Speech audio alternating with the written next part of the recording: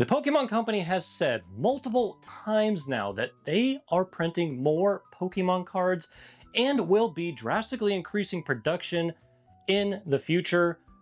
But will that even make a difference? They frame this news as a response to the high demand and inconsistent availability that we are all familiar with at this point, I am sure. The outspoken idea seems to be that increased production should help get more cards into the market, lower prices, and increase accessibility for the consumer. But which consumer?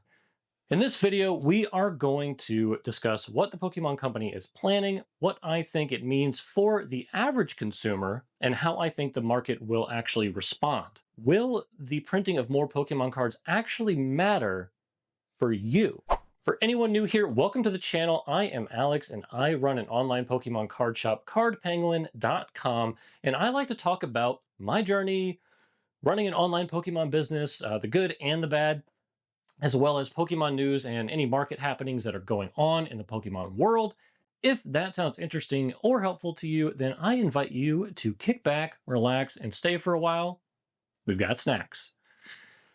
Just in case you have not heard, let's talk quickly about how the Pokemon Company is planning to accomplish that goal to print more Pokemon cards.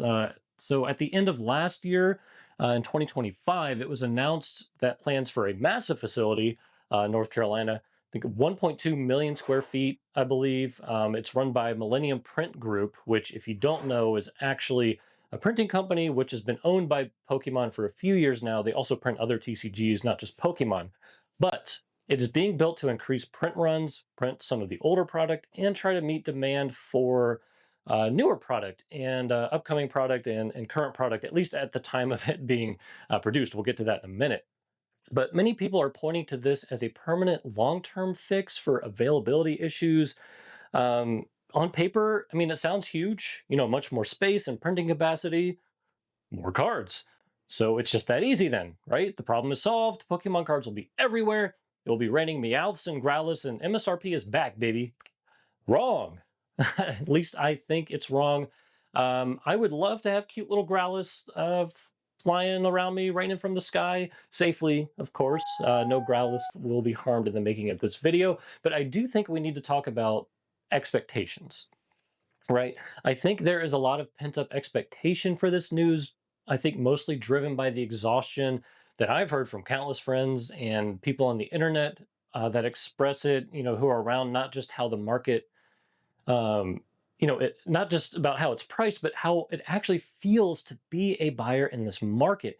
And, you're not finding what you want in the actual shopping spots you go to, feeling pushed into Facebook groups and maybe other resale markets where you might not know anyone, scared of being scammed or being pressured into buying something before the prices rise even more.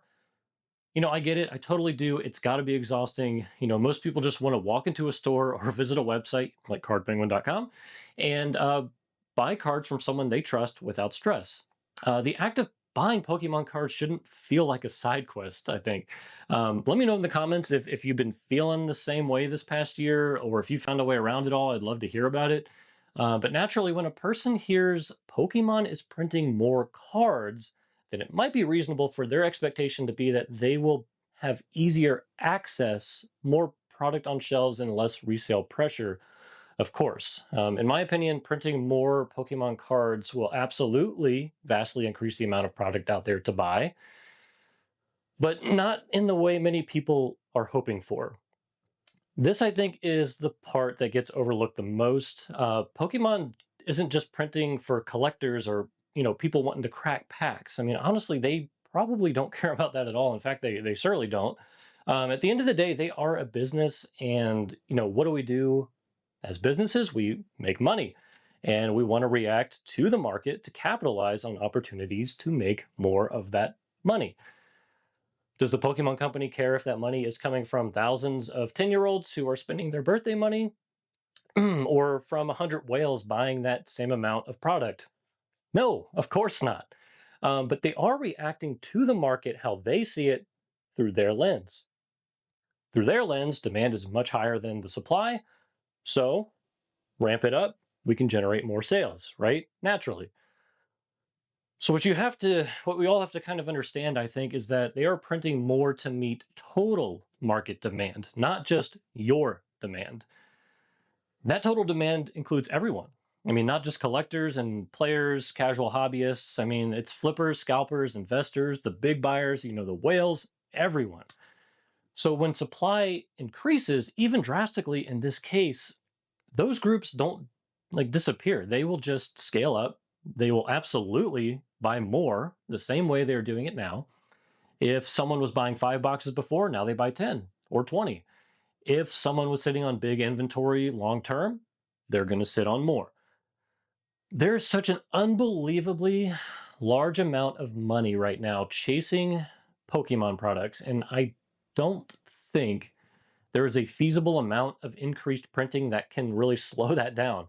I mean, we are talking about literally the biggest global media franchise of all time. I mean, popularity with all age groups. I think it was estimated they generated what $110 billion in the last 30 years, which is insane. I was reading something, they increased profits by like 40% over their last year. It's just, they're doing things right. Like they're getting money and they have every reason in the world to just keep doing that, right? And they have an unwavering history of appreciating in value. And because of that, increased production doesn't scare off money, it actually reassures it. It instills confidence in the investor, which that confidence leads to more buying, not less. I think Nostalgianomics said something about this too a few weeks ago. Investing in Pokemon is not risky. And I agree with him 100%. I'll link that in the description if you guys want to check it out. It's a really cool video. Good insights. But let's look at timelines. So that's also important. We've already known about the plans to build the facility, increase production, but you might not be aware of the actual timeline for printing. So what has been reported, they're going to finish building around 2027, sometime 2027, and actual production is not going to be until late 2028, possibly even later. And if you're familiar with construction or logistics at all, you know that it is near certainty that there will be something that occurs that will slow something down. I don't know if they accounted for that. Who knows? So who knows how long the actual production is going to be? I think we're looking at a minimum of 4 years before we begin seeing any of this starting to come to fruition.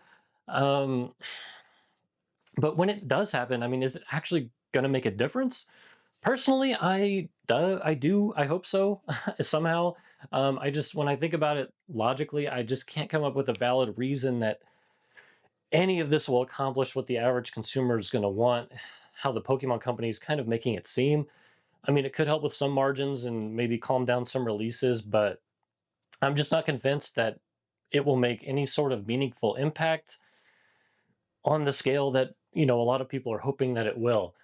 I believe as long as the demand remains and Pokemon continues to be seen as this strong long-term hold, access is probably going to remain tight for the regular consumer.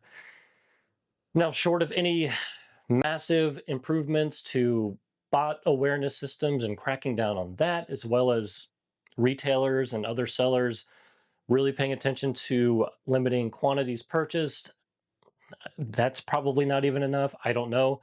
But I definitely want to know what you guys think, because that pretty much wraps it up for my thoughts on all of this. Do you think I'm right?